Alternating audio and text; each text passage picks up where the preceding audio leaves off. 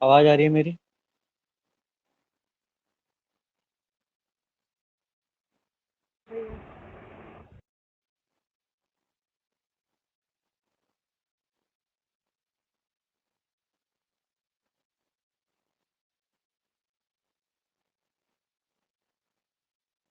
किसी को दिक्कत है आवाज ना आ रही हो?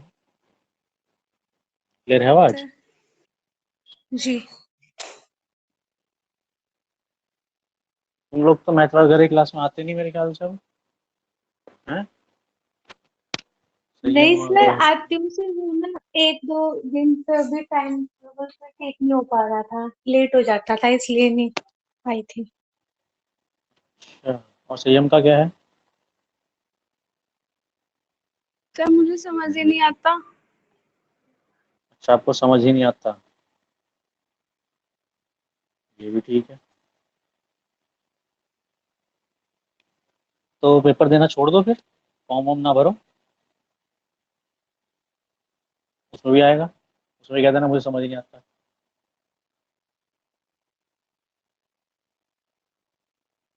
The thing is that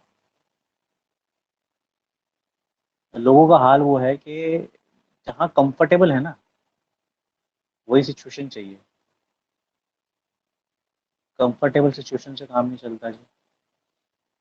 you have to face it. चीज़ें हर पैमाने से आपको पता होनी चाहिए, ऑलमोस्ट। अदरवाइज पोस्ट ना एक एक नंबर से, आधे आधे नंबर से छिन जाती है कई बार। और उसमें फिर आप बाद में एनालाइज करने बैठोगे कि मेरी गलती क्या थी। और वो गलती पता है क्या समझ में आती है बाद में? That we were incompetent. हम लोग मेहनत ही नहीं करना चाह रहे थे। दिमाग खपाना पड़ रहा है ना, तो वो हमें मंजूर नहीं था। हमें कोई इतना बता दे ये ऐसे होता है, उसमें हम कंफर्टेबल हैं। पहाड़ी इतनी ऊंची है, उसमें हम कंफर्टेबल हैं। जहाँ दिमाग खुद से मारना है, उसमें हम कंफर्टेबल नहीं है। तो अगर ऐसा ही हाल रहा तो रीजनिंग में बहुत बुरा हाल होगा। रीजनिंग का लेवल बहुत ऊपर तक जाता है जी। आज के लेवल जो एग्जाम्स आप देने बैठोगे कभी, और भविष्य में PCS IAS का जो लेवल होता है ना रीजनिंग का, वो बहुत प्यारा होता है।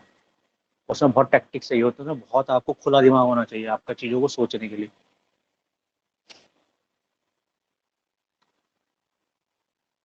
हर कोई, और एक और बात भी है, टॉपर्स को देखना, उनकी भी सेम कहानी है। वो लोग सब बहुत सारे आपको दिखाई देंगे जो बायोलॉजिकल बैकग्राउंड से थे।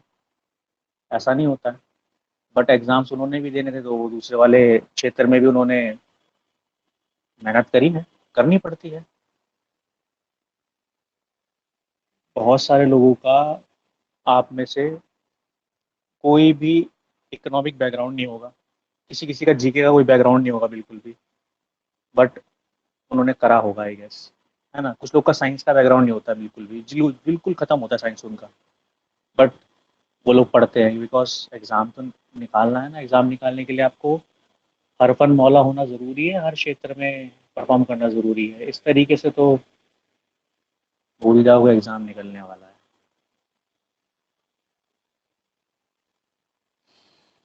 सर मैं करती हूँ लेकिन वो हो नहीं पाता, फिर बहुत सारा टाइम वेस्ट भी होता है सर, कि खुद को भी अच्छा नहीं लगता कि हो ही नहीं रहा। कई बार से ट्राई किया है, होता ही नहीं।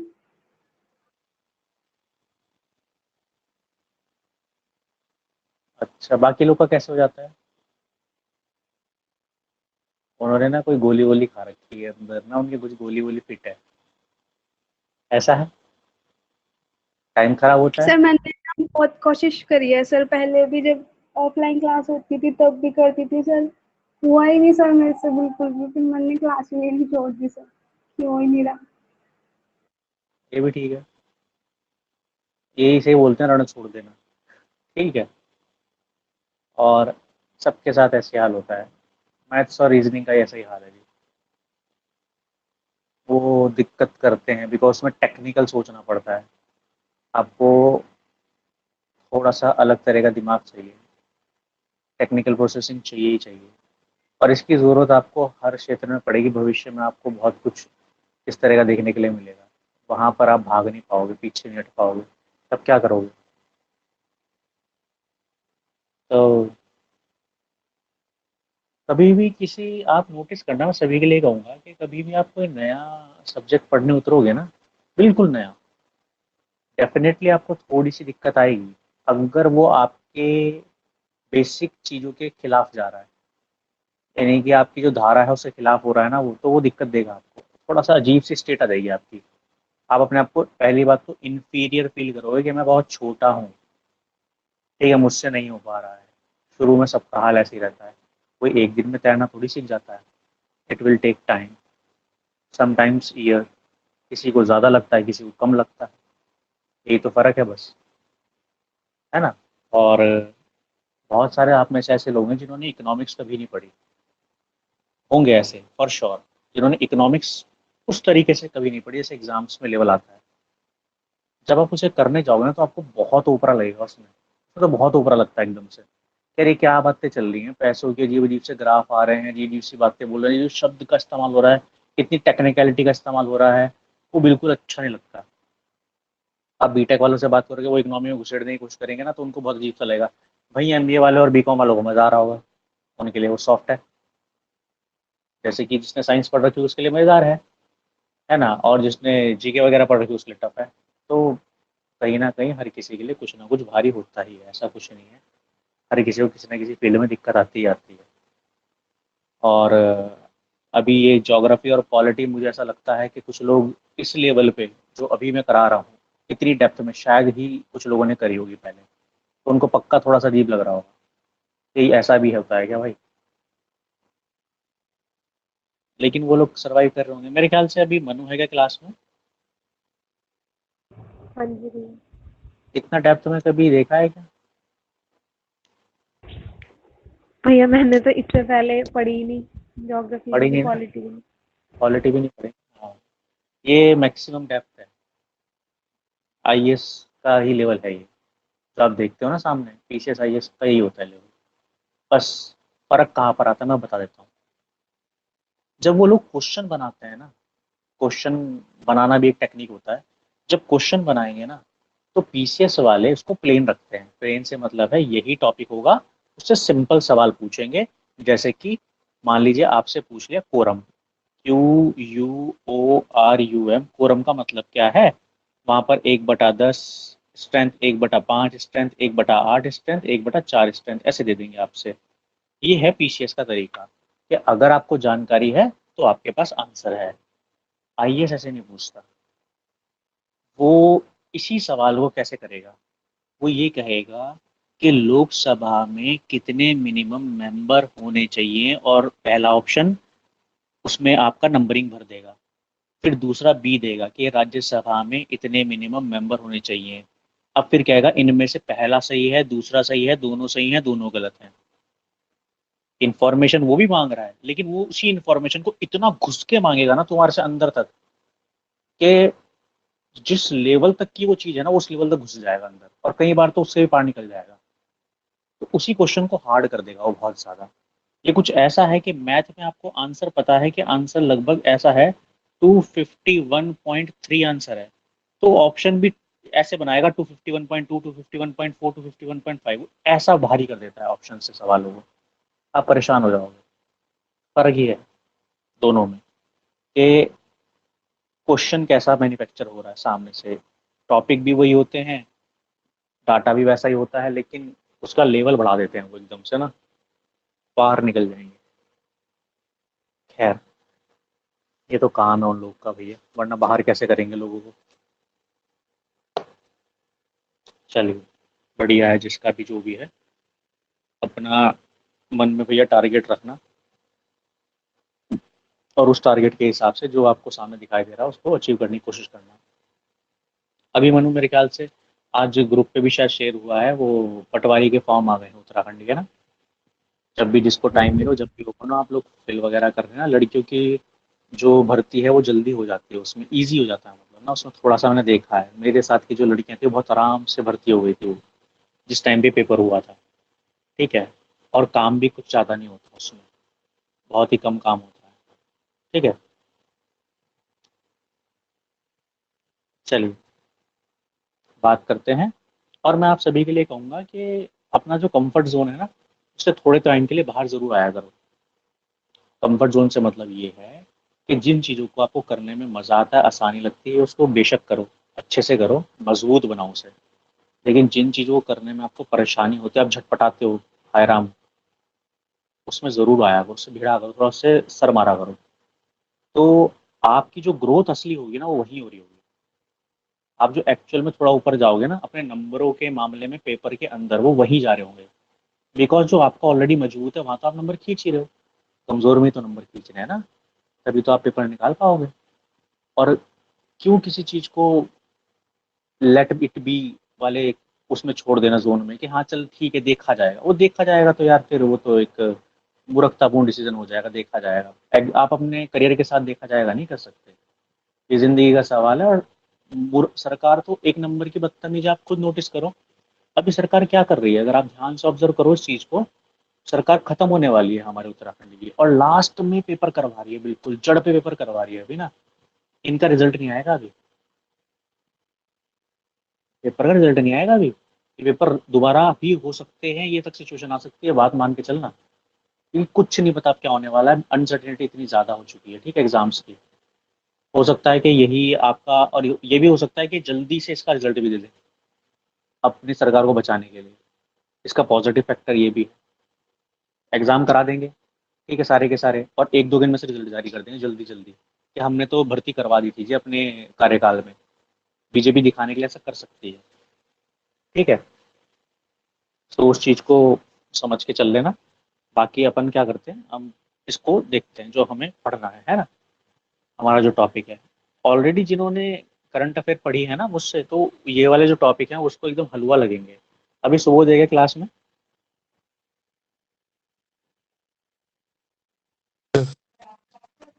अभी देखना सुबह जो आपने करंट पढ़ी थी ना वो, उसमें आपको भी दिख जाएगा, सब आप ऑलरेडी पढ़ चुके हो, आपको सब रिवाइज होता हुआ नजर आएगा अभी, ठीक है, ध्यान से ऑब्जर्व करना चीज़ों को। तो उसका फायदा यहाँ कैसे मिलेगा। अभी हम स्पीकर के बारे में बात कर रहे थे, तो मैं लोकसभा स्पीकर के बारे में ऑलरेडी आपसे बात कर चुका हूँ, प्रिसाइडिंग ऑफिसर के बारे में ऑलरेडी बात कर चुका हूँ। अब मुझे जो बात करनी है आपसे, वो इससे आगे की है, ठीक है। थोड़ा सा आगे ले लेते हैं ना इसको, ये ऑलरेडी मैं सभी जब डिस्कस कर चुका हूँ आपसे। यहाँ पर एक बात ये मुझे बस बतानी थी, ये देखो, ऑर्डर ऑफ प्रेसिडेंस में 7th नंबर पे होता है आपका स्पीकर। कौन से नंबर पे होता है, 7th नंबर पे होता है स्पीकर, ठीक है, 7वें स्थान पर होता है। ये बात एक दिमाग में आप बिठा लेना। और मैंने यहीं पे एक बात बताई थी आप लोग को, कि अगर आप यूके का सिनेरियो देखोगे, तो यूके में क्या होता है, यानी ब्रिटेन में क्या होता है, जो स्पीकर होता है वो किसी पार्टी का बंदा नहीं रह जाता। स्पीकर जो है वो नॉन पार्टी मैन हो जाता है। तो उसका टाइम पीरियड भी ऐसा सच कुछ नहीं रहता है, क्योंकि वो न्यूट्रल बंदा हो जाता है पॉलिटिकली। हमारे यहाँ पर थोड़ा अलग है। भारत में जो स्पीकर है वो अपनी मेंबरशिप जो है, या जहाँ से वो बना है मेंबर ऑफ पार्लियामेंट, जैसे अभी ओम बिरला है कोटा से, वो वहाँ से अपनी पकड़ नहीं छोड़ रहे हैं। यानी वो पार्टी के सदस्य हैं, एक तरीके से आप समझिए, उन्होंने छोड़ा नहीं है ना। तो ये पूरी तरीके से भारत में आया नहीं है। चलिए, हमारा जो नेक्स्ट टॉपिक है वो डिप्यूटी स्पीकर के बारे में, तो उसके बारे में थोड़ी सी बात कर लेते हैं, डिप्यूटी स्पीकर क्या होता है।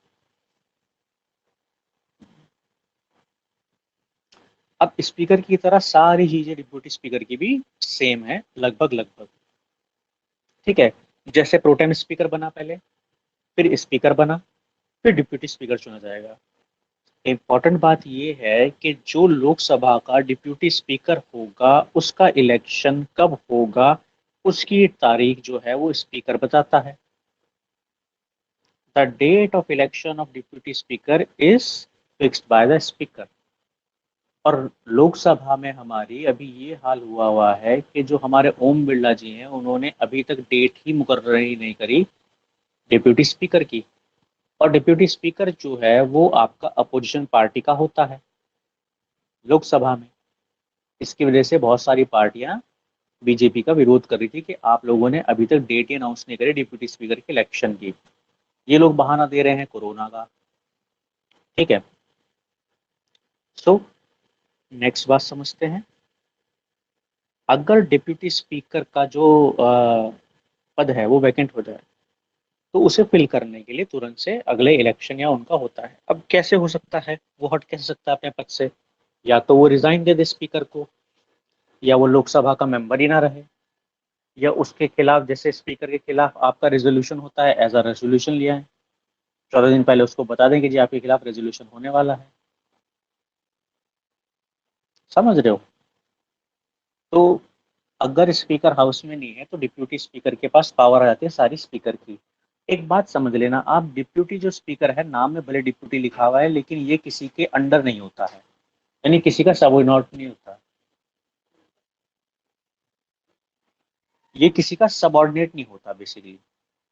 ठीक है, ये साथ का व्यक्ति है, आप सबऑर्डिनेट मत रखना इसको कभी भी। देखो यहाँ पर लिखा हुआ भी है, it should be noted here that the deputy speaker is not subordinate speaker, is directly responsible in the house.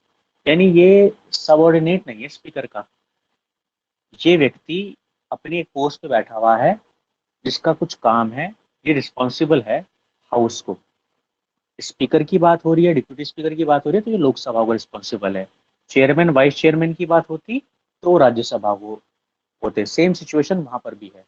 जो चेयरमैन होता है और वाइस चेयरमैन होता है आपका राज्यसभा में, तो राज्यसभा में वाइस चेयरमैन कोई डिप्यूटी नहीं है चेयरमैन का, ही इज हैविंग सिटिंग, और सीट है उसके पास अपनी एक, तो वो जो है वो रिस्पॉन्सिबल है राज्यसभा को। ठीक है, वो किसी का सबॉर्डिनेट नहीं है वहां पर, अगर आप उसे ऐसे देखो तो, है ना? तो ये वाली बात दिमाग में रखनी है तो। चलिए नेक्स्ट समझते हैं। मेजोरिटी पार्टी हो गया, ये वाली बात भी हो गई, डिप्यूटी स्पीकर की बात भी हो गई। ठीक है, अब बात आती है वोटिंग की। तो सर वोटिंग का मामला इसका भी सेम सेम सा है। ये वोट तभी कर सकता है जब आपका दोनों के वोटिंग क्लैश हो जाए, यानी कि आपस में वोटिंग क्लैश हो गई, होता है ना ऐसा कि दोनों साइड से बराबर वोट हो गए, तो ये कास्टिंग वोट इस टाइम तक कर सकता है। नेक्स्ट, डिप्यूटी स्पीकर का जो ये अपोजिशन वाला हिसाब किताब है, ये कब बनाया गया था, इसको अपन ने समझना जरूरी है कि आपकी 10वीं लोकसभा के बाद से 11वीं लोकसभा से जो डिप्यूटी स्पीकर का पद है, वो रूलिंग पार्टी की जगह अपोजिशन पार्टी को मिल गया था। पहले डिप्यूटी स्पीकर का पद 10वीं लोकसभा तक मेजोरिटी पार्टी का ही होता था। जैसे बीजेपी है तो बीजेपी का ही आपका ओम बिरला होते, और बीजेपी के ही कोई और व्यक्ति होते। लेकिन जब 11वीं लोकसभा थी तो तब से ऐसा बना दिया गया कि जो डिप्यूटी स्पीकर होगा वो अपोजिशन पार्टी का व्यक्ति होगा। ये कन्वेंशन शुरू हो गया था चलना वहां से। ठीक है, चलिए अब ये इसकी कुछ हिस्ट्री बता रहे हैं कि हिस्ट्री में क्या क्या नाम इनको दिए जाते थे। देखो जब हिस्ट्री में 1921 वाला टाइम था तो इनको प्रेसिडेंट या डेप्यूटी प्रेसिडेंट के नाम से इनको बोला जाता था। ठीक है, गवर्नर जनरल के केस में हम वहाँ पे बात कर रहे हैं कि इनको आपका स्पीकर डेप्यूटी स्पीकर बोला जाता था। ठीक है, उसके बाद आपका फिर स्पीकर डेप्यूटी स्पीकर की बात बाद में सेंट्रल लेजिस्लेटिव असेंबली के केस में आने लगी। ठीक है, जो पहले इंडियन बने थे वो कौन थे? विट्ठल भाई जे पटेल थे। ठीक है, इलेक्टेड स्पीकर की अगर बात करें पहले। नेक्स्ट इसमें समझने वाली बात यह है कि 1947 कन्वेंशन के बाद दो व्यक्तियों को, जिनको आपका स्पीकर और आपका डिप्यूटी स्पीकर चुना गया आज़ाद भारत में, वो लोग हैं जीवी मालवांकर और आपका अयंगर। आप अयंगर याद रखना, अनंत स्वामी ये सब याद मत रखना, आप अयंगर याद रख लेना, बहुत इतना बहुत रहेगा। जीवी मालवांकर स्पीकर थे और ये पहले डेप्यूटी स्पीकर थे लोकसभा के। ठीक है, दिस वन इज इम्पॉर्टेंट। और ये आपको स्टैटिक वाली जो किताबें आती है ना, वो एक एक लाइनर वाली, वन लाइनर, उनमें आपको मिल जाएंगे ये सब। Next, panel of chairperson of Lok Sabha.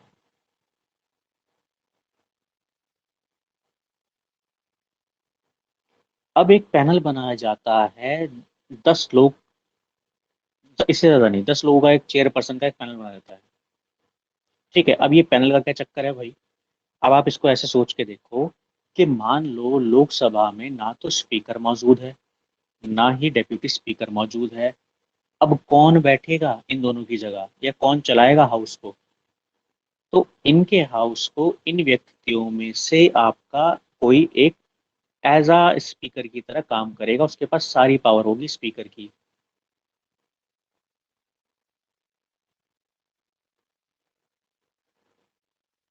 बात समझ रहे हो? स्पीकर क्या करता है, नॉमिनेट करता है मेंबर्स में से ठीक है। कुछ लोगों को, पैनल को, एक चेयरपर्सन ऑफ लोकसभा, कि अगर हम लोग ना हो, ना मैं हूँ स्पीकर, ना डिप्यूटी स्पीकर है, तो इनमें से कोई यहाँ पर आ सकता है। अब भैया मान लो ना स्पीकर है, ना डिप्यूटी स्पीकर है, ना चेयरपर्सन ऑफ लोकसभा में से कोई मौजूद है। अब कौन स्पीकर की तरह काम करेगा? जिसको हाउस प्रिसाइड करने के लिए बोलेगा वो करेगा उस टाइम स्पीकर की तरह काम।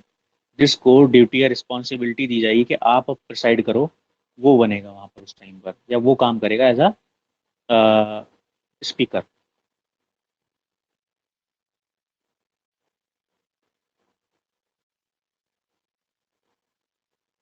ठीक है।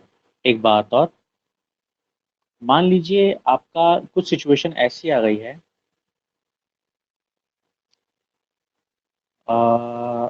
स्पीकर का पद और डिप्यूटी स्पीकर का पद दोनों ही खाली हो गए। तो उस टाइम पर आप, खाली से मतलब है वो हटा दिए गए, अपने पद से हट चुके हैं, मान लीजिए दोनों ही गायब हैं अपने पद से। अब उस केस में जो चेयरपर्सन है वो आपका हेड नहीं बन सकते, यानी कि वो उस केस में आपका वहां पर अपनी ड्यूटी परफॉर्म नहीं करेंगे। उस केस में जो स्पीकर की ड्यूटी है वो आपका प्रेसिडेंट के द्वारा अपॉइंटेड किए गए किसी मेंबर के द्वारा करा जाएगा, और जल्दी से जल्दी इलेक्शन करवा के उन जगह को भरने की कोशिश करी जाएगी, स्पीकर डेप्यूटी स्पीकर वाले पद को। ठीक है, मेनली स्पीकर वाले पद को, वैसा वैसा होता नहीं है नॉर्मली। ये बात हो गई आपका इस टॉपिक के बारे में। अब अपन नेक्स्ट टॉपिक पे चलते हैं। ठीक है, प्रोटेम स्पीकर के बारे में बात करते हैं। प्रोटेम स्पीकर क्या होता है? स्पीकर प्रोटेम लिखा हुआ दिखाई दे रहा होगा। अब देखो, आपकी लोकसभा, जैसे अभी की मैं बात करूं, जो लास्ट मोदी सरकार वाली हुई उसका एग्जांपल लेते हैं। 2014 से 2019 तक आपकी सरकार चली। ठीक है। उस टाइम पर Sumitra Mahajan I guess speaker थी। तो सुमित्रा महाजन जैसे ही हाउस डिसॉल्व हुआ, यानी कि खत्म हुआ, तो उन्होंने अपना पद जो है वहां से छोड़ दिया। जो स्पीकर है, जो लास्ट लोकसभा थी, उनका ऑफिस आपका इमीडिएटली क्या हो गया, इमीडिएटली आपका हट गया before first meeting of the newly elected Lok Sabha. ठीक है। तो यानी कि जैसे ही लोकसभा खत्म हुई वो भी हट गई क्योंकि वो मेंबर थी। अब क्या होता है कि प्रेसिडेंट अपॉइंट करता है एक मेंबर को लोकसभा के as a pro tem speaker, as a pro tem speaker appoint कर देता है। अब प्रोटेम स्पीकर का काम क्या होता है? प्रोटेम स्पीकर का काम होता है कि जो पहली सिटिंग हो रही है न्यूली इलेक्टेड लोकसभा की, वहां पर उसका प्रिसाइडिंग ऑफिसर की तरह काम करना, यानी जो चेयर होती है सबसे ऊपर वाली, जहां पर स्पीकर बैठता है उसकी जगह बैठना, उसकी ड्यूटी को परफॉर्म करना, लोगों को ओथ दिलवाना। ठीक है। और जो नया आपका स्पीकर चुना जाना है उसके लिए हाउस में इलेक्शन कंडक्ट कराना। ठीक है। जैसे ही स्पीकर साहब चुन लिए गए, तो आपका जो प्रोटेम स्पीकर है उन्हें हाथ जोड़कर नीचे आ जाते हैं अपना आराम से, हेलो हेलो करते हुए, और आपका फिर वो ऑफिस जो होता है प्रोटेम स्पीकर का, साथ के साथ ही आपका खत्म हो जाता है, सीज हो जाता है। ये है प्रोटेम स्पीकर की कहानी। ठीक है। मेरे ख्याल सुबोध आपने सब उसमें पढ़ा था जो हम प्रोटेम स्पीकर के बारे में बात कर रहे थे, है ना? चलिए, नेक्स्ट बात करते हैं। नेक्स्ट टॉपिक आपका क्या है? Chairman of Rajya Sabha. Chairman of Rajya Sabha कौन होगा भैया? चेयरमैन ऑफ राज्यसभा आपके कौन होंगे? Vice president of India. जो भी व्यक्ति वाइस प्रेसिडेंट ऑफ इंडिया के लिए चुना गया वही आपका चेयरमैन हो जाएगा राज्यसभा का। ठीक है। अब एक बात इसमें इंपॉर्टेंट है। मान लीजिए कि हमारे चेयरमैन साहब कब आपका काम नहीं करेंगे। फॉर एग्जाम्पल, प्रेसिडेंट साहब की हो गई है मृत्यु, या प्रेसिडेंट साहब अपने पद से हट गए हैं, तो हमारे जो वाइस प्रेसिडेंट साहब हैं, जो ऑलरेडी चेयरमैन हैं राज्यसभा के, वो काम करेंगे प्रेसिडेंट की तरह। अब अगर हमारे चेयरमैन जो है राज्यसभा के वो प्रेसिडेंट की तरह ऑलरेडी काम कर रहे हैं, तो उनकी ड्यूटी कौन निभाएगा चेयरमैन वाली? तो राज्यसभा का जो वाइस चेयरमैन है वो निभा रहा होगा। ठीक है। ओके।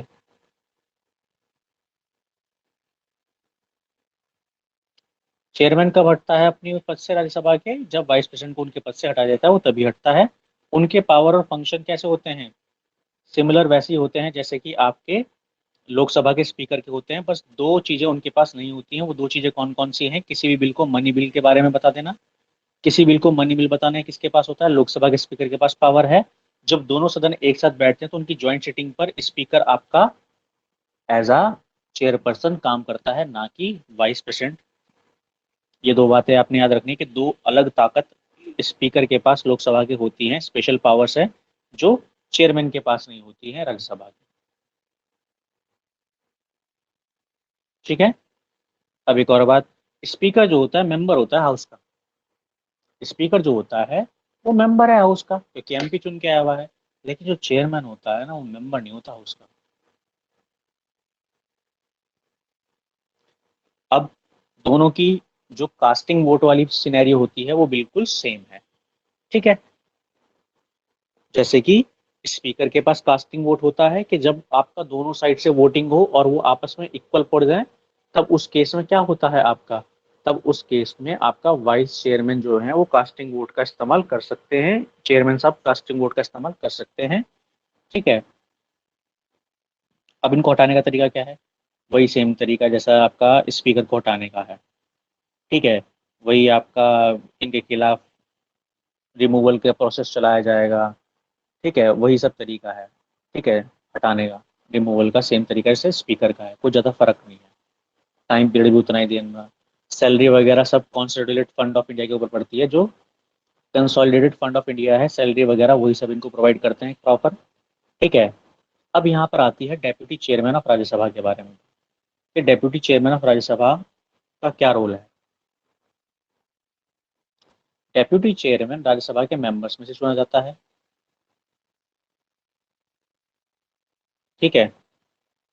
ये अपने पद से कब हटेंगे? अगर खुद रिजाइन दे दें चेयरमैन को, इनके खिलाफ रेजोल्यूशन चलाया जाए, वो पास हो जाए कि हाँ इन्होंने गलत करा है, ये राज्यसभा के मेंबर ना रहें किस तरीके से, तो ये अपने वाइस चेयरमैन के पद से इन तीन तरीकों से हटाए जा सकते हैं। ठीक है। ठीक है। अभी थोड़ी देर पहले मैंने आपको बताया था कि जो डिप्यूटी चेयरमैन होता है राज्यसभा का, वो अपना फंक्शन तब परफॉर्म कर सकता है अगर जो चेयरमैन है ऑलरेडी, यानी कि वाइस प्रेसिडेंट साहब हैं, वो प्रेसिडेंट का काम करना शुरू कर दें। अगर प्रेसिडेंट आपके हट चुके हैं, बीमार हैं, या what ever be the thing is, उस केस में आपका ये वहाँ पर काम करेंगे। या वो वहाँ पर अवेलेबल नहीं है अभी राज्यसभा में, तो उस टाइम पे ये प्रेसिडेंट की तरह, आपका चेयरमैन की तरह काम करेंगे। मैंने थोड़ी देर पहले ही बताया था, जो स्पीकर और आपका डिप्यूटी स्पीकर का सिनेरियो होता है कि ये दोनों ही एक दूसरे के सबॉर्डिनेट वाला काम नहीं चलता है, कि स्पीकर का सबॉर्डिनेट नहीं होता डिप्यूटी स्पीकर। दोनों लोकसभा को अपनी, दो लोकसभा की तरफ इनकी जिम्मेदारी होती है। ऐसे चेयरमैन वाइस चेयरमैन, आपका वाइस चेयरमैन डिप्यूटी नहीं होता चेयरमैन का, उसकी जिम्मेदारी, उसकी रिस्पॉन्सिबिलिटी राज्यसभा की तरफ होती है। ठीक है।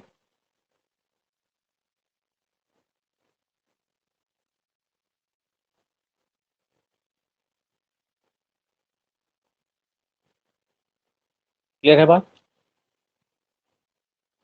नेक्स्ट,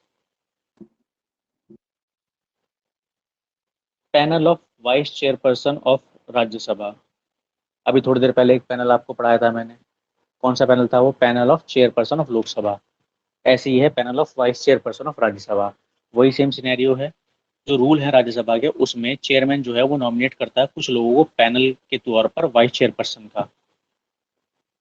अगर चेयरमैन हाउस में नहीं है, डेप्यूटी चेयरमैन भी हाउस में नहीं है, उस केस में इनके पास चेयरमैन की पावर आ जाती है, जिनको ऑलरेडी चेयरमैन ने ही चुना है। ठीक है। अगर इनमें से भी कोई व्यक्ति वहां मौजूद नहीं है, तो फिर हाउस डिटरमाइन करेगा किसको चेयरमैन की तरह एक्ट करवाना है। अब बात करते हैं सेक्रेटरीट के बारे में। सेक्रेटरीट ऑफ पार्लियामेंट क्या होता है? देखो भैया, जो लोग होते हैं सरकारी, वही है सेक्रेटरीट ऑफ पार्लियामेंट। यानी कि वहां पर बहुत सारे सरकारी कर्मचारी, सरकारी अधिकारी, सरकारी ऑफिसर, सरकारी बाबू होते हैं, जो हाउस की हर एक प्रोसीडिंग का, हर एक रूल का, हर एक काम का, हर चीज का ध्यान रखते हैं, हर चीज को नोट करते हैं, सब चीजें चढ़ाते हैं, सब चीजें रन करवाते हैं। परमानेंट ऑफिसर्स होते हैं वहां पर। ठीक है। ये होगा secretariat of parliament. Next, leader of the house. चलिए, ये लीडर ऑफ द हाउस क्या होता है इसको समझते हैं। प्राइम मिनिस्टर साहब जो होते हैं, अगर वो लोकसभा के मेंबर हैं, और या मान लीजिए कोई और मिनिस्टर जो लोकसभा का मेंबर है, जिसे प्राइम मिनिस्टर ने ही लीडर ऑफ द हाउस का फंक्शन, एज अ फंक्शन करने के लिए बोला है या नॉमिनेट किया है प्राइम मिनिस्टर साहब ने, वो लीडर ऑफ द हाउस की तरह काम करेगा लोकसभा में। मैं दोबारा रिपीट करता हूँ इस बात को। रूल क्या कहता है लोकसभा का, कि लीडर ऑफ द हाउस जो है वो प्राइम मिनिस्टर साहब होंगे, अगर वो लोकसभा के मेंबर हैं। ठीक है। अगर नहीं है तो उस केस में क्या करते हैं वो किसी व्यक्ति को नॉमिनेट कर देते हैं एज अ लीडर ऑफ। ठीक है। सेम सिचुएशन है कि प्राइम मिनिस्टर साहब लीडर ऑफ हाउस हैं ऑलरेडी लोकसभा में, जैसे मोदी जी। उन्होंने राज्यसभा में नॉमिनेट कर रखा है किसी व्यक्ति को as a leader of house. जैसे एक टाइम पर अरुण जेटली जी थे leader of the house Rajya Sabha में। एट प्रेजेंट कौन है leader of the house Rajya Sabha में? राज्यसभा में एनी वन ऑफ यू, कोई भी बता लो।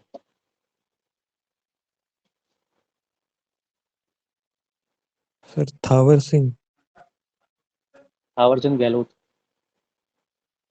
ऐसा कह रहे हो? ओके। हाँ सर, हाँ सर। ये लोकसभा में राज्यसभा? सर राज्यसभा में। अपोजिशन में कौन लीडर? अपोजिशन का है सर खड़गे, मल्लिकार्जुन खड़गे, राज्यसभा में। राज्यसभा में तो मल्लिकार्जुन खड़गे भैया फिलहाल विपक्ष नेता। बिल्कुल ठीक बात है। अभी अपोजिशन लीडर के बारे में बात करनी है थोड़ी सी, तो वो भी देख लेंगे। हम वापस से आते हैं लीडर के ऊपर ही। अगर मैं बात करूं नॉमिनेट करने की, तो प्राइम मिनिस्टर साहब ने राज्यसभा में किसी को नॉमिनेट कर रखा होगा, तो वही काम कर रहा होगा एज लीडर। ठीक है। ऐसे ही यूएसए में भी होता है मेजोरिटी लीडर, जो हमारे यहाँ पर ये बात करें ना, वहाँ पर मेजोरिटी लीडर होता है। अब बात करते हैं लीडर ऑफ अपोजिशन के बारे में, कि लीडर ऑफ अपोजिशन क्या होता है। भाई, लीडर ऑफ अपोजिशन स्वाभाविक सी बात है, जो भी पार्टी आपकी राज्यसभा में या लोकसभा में जिसके पास 1/10 सीटें हैं, कितनी सीटें हैं? 1/10 सीटें हैं, वो लीडर ऑफ अपोजिशन चुनती है। कमाल की बात है, लोकसभा में 1/10 सीट भी कोई पार्टी नहीं ले पाई बीजेपी के अगेंस्ट लोकसभा में। तो वहाँ अपोजिशन का लीडर ही एक तरीके से कोई नहीं रिकॉग्नाइज था, लेकिन फिर भी इन्होंने बनाया कि आप अपनी साइड से कहा कांग्रेस को कि किसी को चुन लो as a leader of opposition, जो अपोजिशन की बात रख सके। क्योंकि लीडर ऑफ हाउस का मतलब क्या है?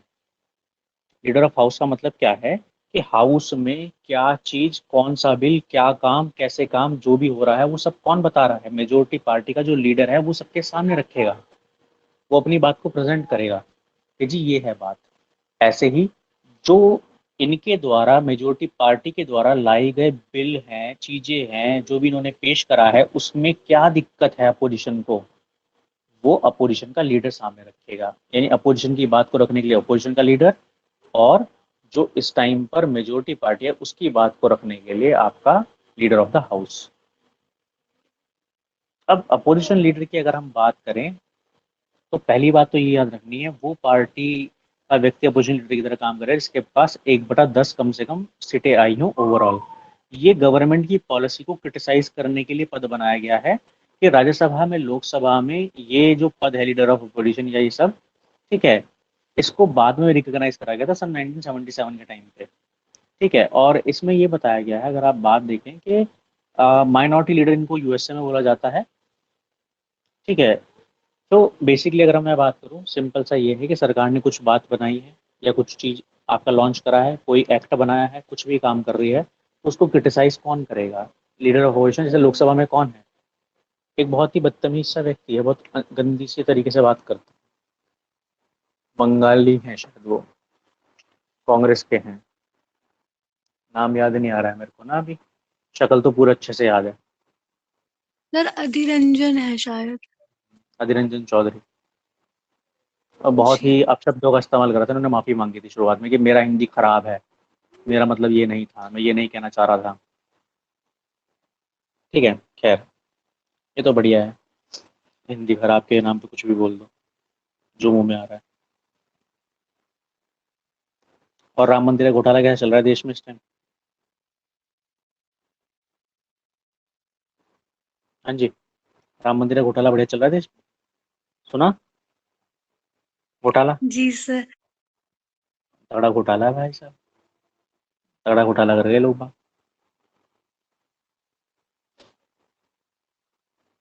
पढ़ लिया तुम लोगों ने घोटाले के बारे में?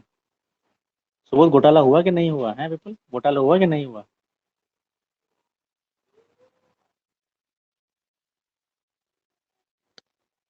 सर वो कुछ जमीन को लेके चल रहा है, अभी मैंने पूरा नहीं पढ़ा, पर इतना ही पता है कि वो कुछ जमीन को लेके चल रहा है राम मंदिर की। राम मंदिर की सर जमीन वो को लेके बोल चल रहा है। रहे हैं कि ना वो 2 करोड़ की जमीन खरीदी थी और 18 करोड़ में बेची, कुछ इस तरीके से। अच्छे से तो पता बताओ, नहीं अभी। बताओ कितने गलत लोग हैं बताओ। राम मंदिर के नाम पे 16 करोड़ गबन कर गए, है ना? कोई तरीका है बताओ? चोर उचक्के कहीं है ना? लोगों से बताओ चंदा इकट्ठा कराता है, ऐसे ऐसे काम कर रहे हैं चोरी वाले, है नहीं? अरे यार, अरे कुछ जगह तो मीटिंग ही छोड़ के भाग गए लोग बाग। खैर, देखो ऐसा है कि भ्रामकता फैलाई जाती है क्योंकि कुछ मुद्दा नहीं मिल रहा है ना, तो उस टाइम पर कुछ ना कुछ मुद्दे बनाए जाते हैं। देश में पिछले 2 दिन में 4 फेक न्यूज़ आई अभी, टोटल 4 फेक न्यूज़ हैं। सबसे पहले यही वाली आई थी, राम मंदिर वाली फेक न्यूज़ शुरू करी गई थी, संजय सिंह के द्वारा शुरू करी गई थी, आपके एमएलए हैं। उनको किसी ने बता दिया कि भाई देखिए ज़मीन इतने की मिली है और इतने की थी, उन्हें बढ़िया खबर है, फैला दो इसको बढ़िया करके। तो उन्होंने ऐसे रिप्रेजेंट करा जैसे घोटाला हो गया, देश को बताने की वैसी कोशिश करी कि घोटाला हो गया। उनको ये नहीं ढंग से पता था कि उसके लोगों के पास कागजात और भी तरह के हैं, वो बाद में आ गए बाहर निकल के। 2011 में उस जमीन की जो कीमत थी वो 2 करोड़ के आसपास थी। और ये 2 करोड़ कीमत उस टाइम पर है उस जमीन की जब वो जमीन विवादित जमीन थी। कैसी जमीन थी? विवादित। किसी को नहीं पता था कि इस जमीन का फैसला कब तक आएगा, यानी कि जो आपके बराबर में राम मंदिर का वो है, वो फैसला कब तक आएगा। तो विवादित जमीन के आसपास का इलाका था, तो कीमत बहुत कम थी 2011 में। कोई बात नहीं। अब हुआ क्या कि इनका एग्रीमेंट था दो पार्टीज के बीच में, दो लोगों के बीच में, आप एग्रीमेंट समझिएगा। एक महिला है, एक इधर की साइड के कुछ लोग थे। तो ये हुआ था कि 2 करोड़ में बेचेंगे जी आपको। 3-3 साल का एग्रीमेंट रिन्यू करा जाता है। 2014 में करवाया गया, 2017 में करवाया गया, रिन्यू हो रहा था लगातार हर 3 साल बाद। अब आपका सर्कल रेट बढ़ते बढ़ते 5.3 के आसपास आ गया, यानी 5.5 करोड़ के आसपास का सर्कल रेट आ चुका था। यानी उस जमीन की जो मिनिमम कीमत है जो सरकार ने लगा दी अपनी तरफ से, जो देनी ही देनी पड़ेगी अगर आप सौदा करोगे, तो वो 5.5 करोड़ है। इन दो पार्टीज के बीच में, यानी पार्टी ए और पार्टी बी के बीच में 2011 से ये सौदा ऑलरेडी तय है कि इतने का होगा, यानी 2 करोड़ का लेन देन होगा आपके और मेरे बीच में, वो तय हो चुका था ऑलरेडी। ठीक है, क्योंकि इनके जो ए और बी पार्टियां थी इनमें कई सारे लोग इन्वॉल्व थे, 2 करोड़ का सौदा बहुत बड़ा होता है। इन लोगों के बीच में आपस में कई सारे 7 लोग थे बेसिकली, ये 7 अलग अलग लोगों की हामी भरवानी पड़ रही थी। तो उन सबको मंजूरी में लेना बड़ा मुश्किल पड़ा था क्योंकि अलग अलग कम्युनिटी से बिलोंग करते थे। वो भी कोई दिक्कत नहीं। अब 2019 में राम मंदिर का फैसला भी आ गया। अब वो जो जमीन है वो राम मंदिर के लिए जो सड़क जा रही है बिल्कुल मुंह पे उसके, वो जमीन वहां पे आ गई। और पूरे के पूरे जो इलाका है वो अयोध्या का, वहां पर जमीन के रेट ऐसे बढ़ रहे हैं जैसे बहुत तेजी से।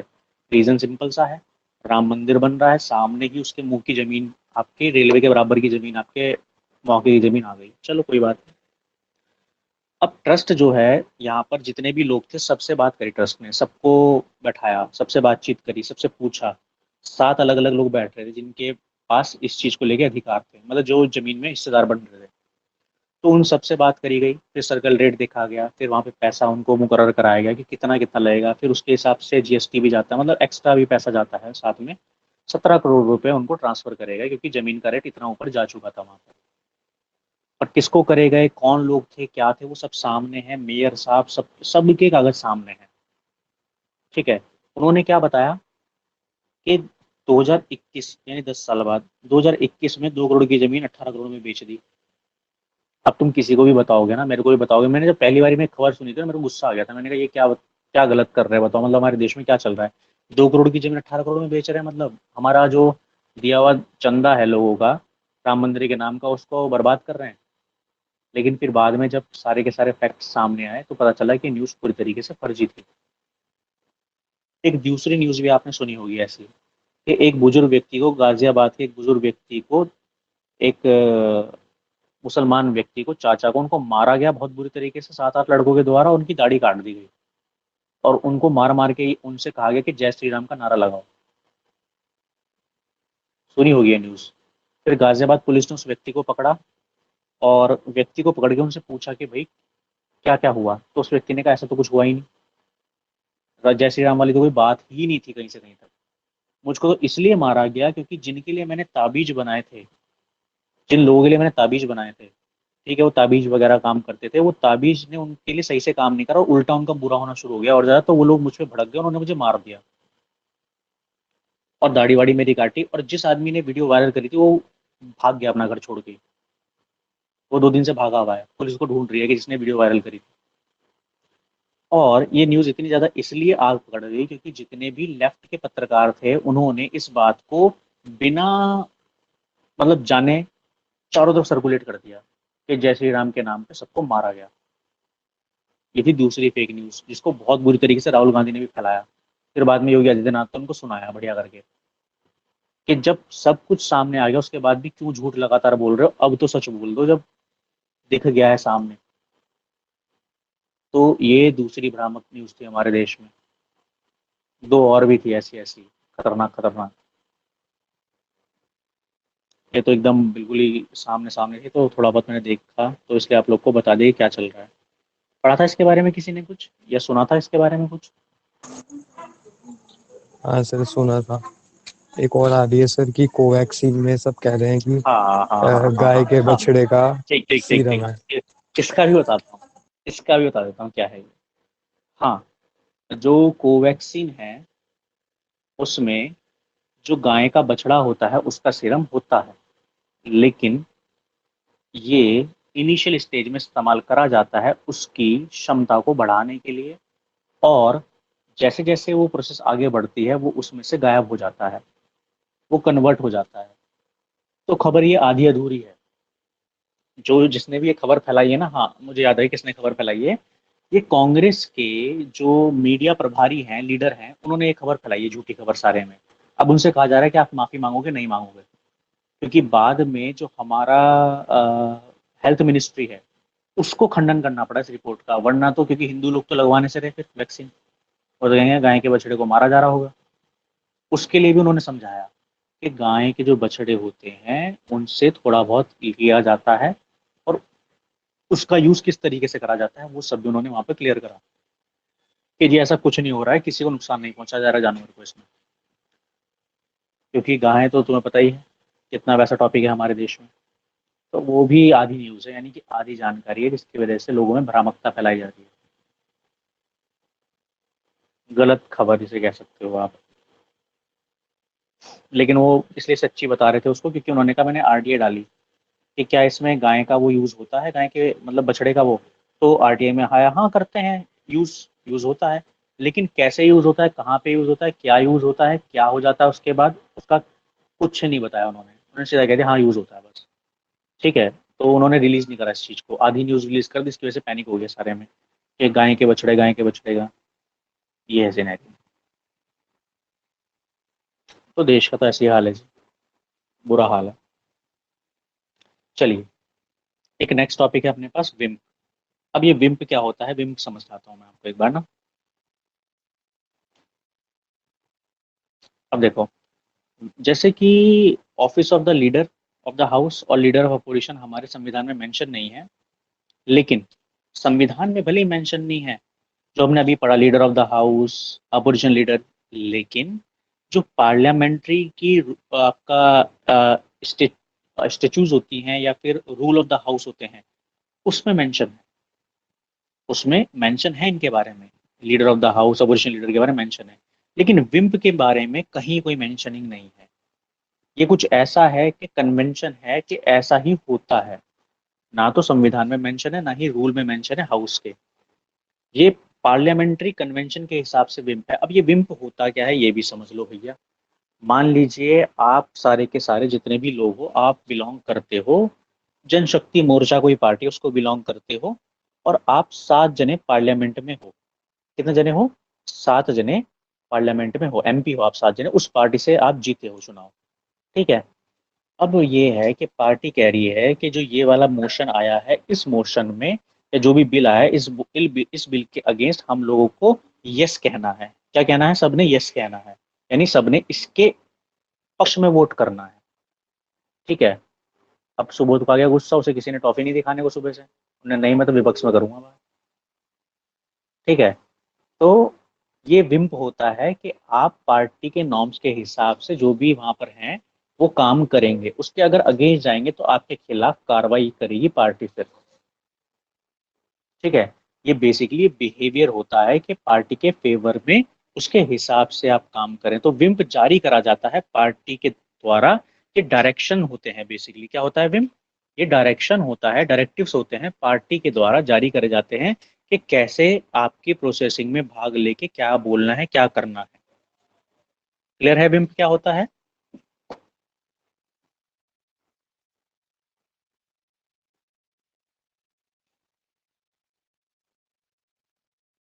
अरे विम्प में किसी को दिक्कत है?